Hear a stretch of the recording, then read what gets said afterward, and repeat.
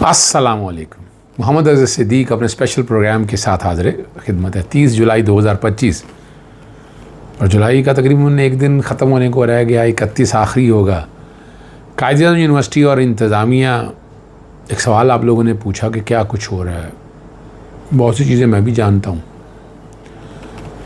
इमरान रियाज़ के दिनों में तकलीफ़ और तशद्दुद के हवाले से जो बातें सामने आई और आज हम कहाँ खड़े हैं।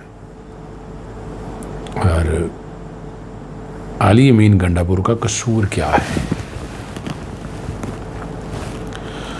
कल कायद यूनिवर्सिटी की हॉस्टल खाली कराने के दौरान कुछ तलबा के हॉस्टल से मुंतकिल किया गया। यार पहले ये समझिएगा, जो समझ पा रहा हूँ, ये लड़ाई तो पुरानी चल रही थी कायद यूनिवर्सिटी के हवाले से, और वहाँ मेरा ख्याल है कबायली इलाकों से और बाकी इलाकों से तलबा भी आ जाते हैं।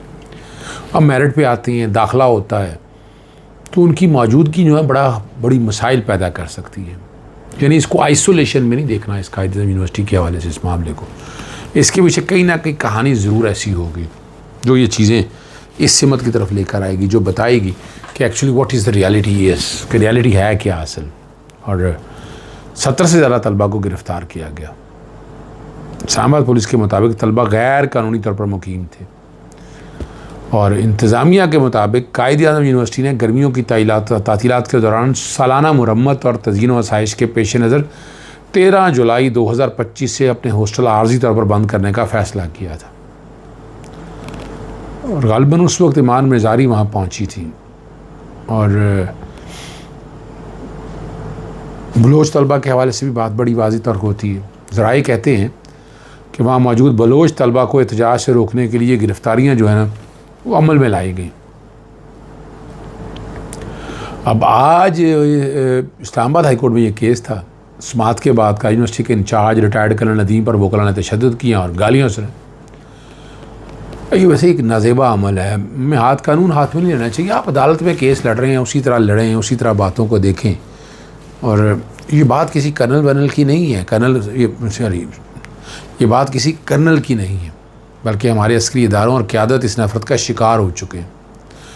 2-3 रोज़ कबल कर्नल खलील रहमान रिटायर्ड, जो मलक रियाज़ के करीबी, वहाँ बड़ी दोस्ती है, मेरा बड़ा ताल्लुक़ उनके साथ है, हमला किया गया। और हालांकि रिकॉर्ड की बात है कि उनका बेटा हाज़िर सर्विस मेजर है, मगर जिस तरह चादर और चारदीवारी का तकद्दुस पामाल किया गया। और इसी तरह आपने एक और देखा था, कर्नल इसहाक जब अपनी दुख्तर के हमरा सैलाब की नज़र हो गए, उनको भी बाज़ अफराद में बड़े अच्छे लफ्ज़ों में याद किया जा रहा है।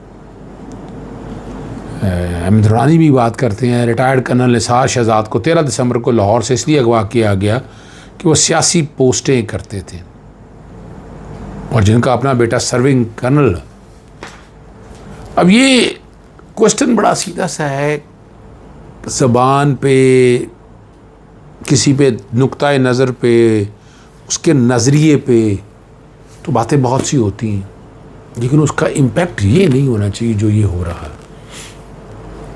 इख्तिलाफ़ राय रखते हैं, रखना चाहिए, इख्तिलाफ़ राय होना भी चाहिए, मगर ये नहीं है, सही है ना जी, ये नहीं होना चाहिए। और बड़ी बातें होती रहती हैं। बैठे मैं देख रहा था कि इमरान रियाज़ के बारे में, इमरान रियाज़ के साथ बड़ी ज़्यादती हुई पुलिस के साथ। पुलिस ने बड़ी ज़्यादती की, जिस तरह सियालकोट से उन्हें मुल्क से बाहर जा रहे थे, अगवा किया गया, फिर अगवा करके जेल का कहा गया, फिर जेल से गायब। ये सारा कुछ रिकॉर्ड के ऊपर है। फिर वो जितना अरसा रहे, उनको जिन पर जितना तशद्दुद किया गया, सूरज नहीं देखने दिया गया, क्या तकलीफ़ें बर्दाश्त की उन्होंने, खड़े रहे, और आज मैनचेस्टर में मौजूद हैं, सिस्टम के साथ लड़ते रहा। लेकिन सिस्टम यहाँ का ताकतवर है। मैं कोई मायूसी या नाउमीदी की बात नहीं कर रहा, मैं तो हालात बता रहा हूँ आपके सामने कि यहाँ का सिस्टम बहुत ताकतवर है, और इस सिस्टम के सामने खड़ा होना ये हिम्मत और हौसले की बात है। चंद लोग ही खड़े हो सकते हैं, और वो हर सा हम आपकी उंगलियों पे हैं वो लोग। इमरान खान ने इस सिस्टम को कबूल नहीं किया। हो सकता है ये सियासी जमातों बाकी को काबिल कबूल है, वो सियासी जमातें इसको काबिल कबूल समझती हैं और उसको लेकर चल रही हैं और उस पर आगे जाना चाहती हैं। इसको प्रोटेक्शन कर रही है, इस हाइब्रिड प्लस के निज़ाम को बचाना चाहती है। लेकिन बहुत सी बातें अब सारी सामने आ चुकी हुई हैं, बहुत सी गुफ्तगू सामने हो रही, और एक एक चीज़ सामने आ रही। ठीक है ना जी।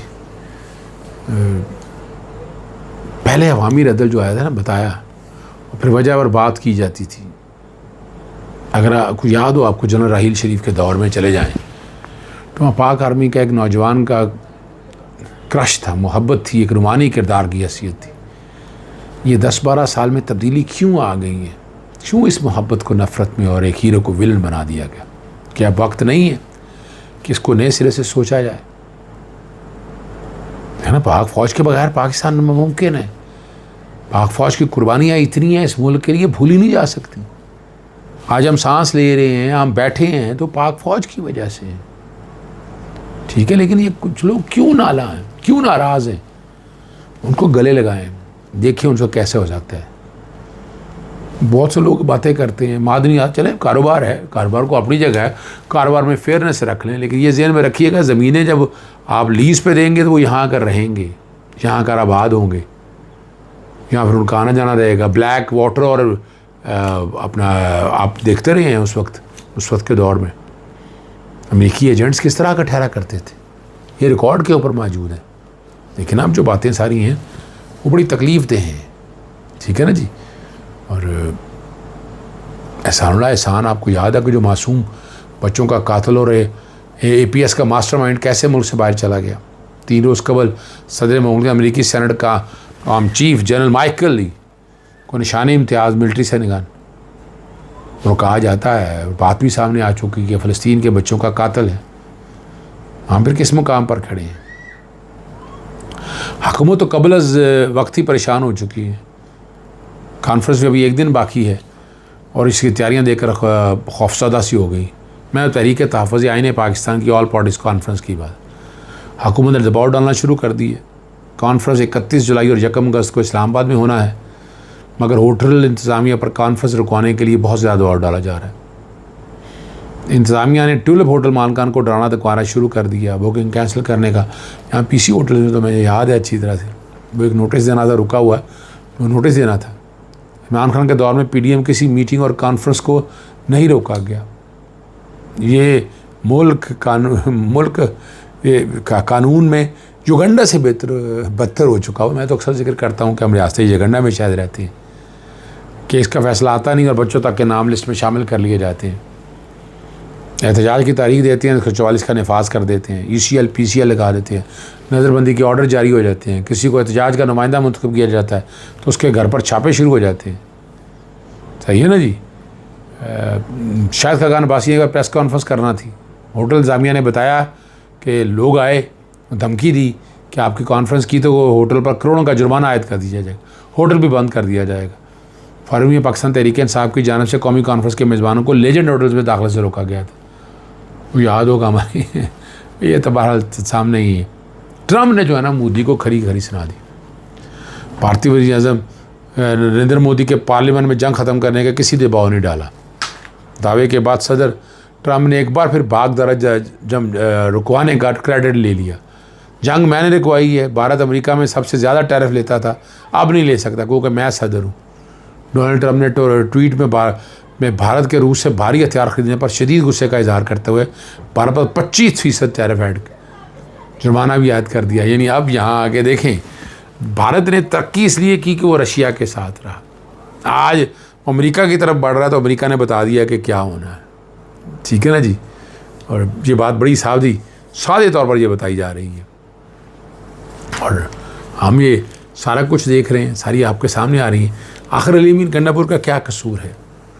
अपनी वीडियो में कहते हैं कि एक साजिश के तहत अवाम, हुकूमत और फोर्सेस के दरमियान अदम एतमाद पैदा किया जा रहा है।